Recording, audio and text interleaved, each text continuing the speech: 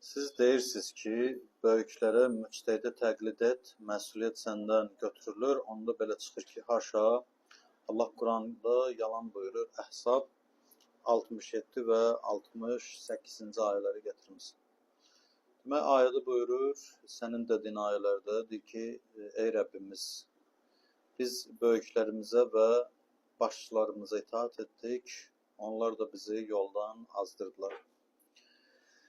Yəni bu qiyamət günü insanların öz peşmançılığını dilə gətirməyini demək göstərir və ardından buyurur ki, ey Rəbbimiz onlara 2 qat əzab ver və böyük bir lənətə düçar elə.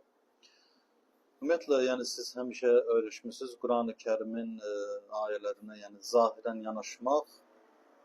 Burada kör-körənə itaatdan yəni söhbət gedir.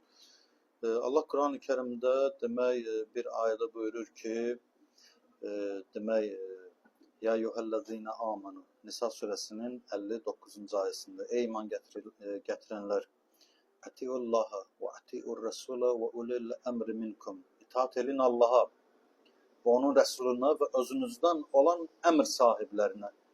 Açıq-aşkar burada Allah yəni itaat eləməyi əmr eləyir. İstər əhl-i sünnə məhzəbində olsun, istər şiə məhzəbində olsun, səhih hədislərlə, yəni mən gətirərəm ki, Quran-ı Kərimdə demək, mütəal Allah, yəni elm əhlindən həmi soruşmağı, məsəl üçün başqa bir ayədə Allah deyir ki, məsəl üçün zikr əhlindən bilmədiklərinizi Nəhl surəsinin demək 43-cü ayəsində Allah deyir ki, demək bilmədiklərinizi zikr əhlindən soruşun.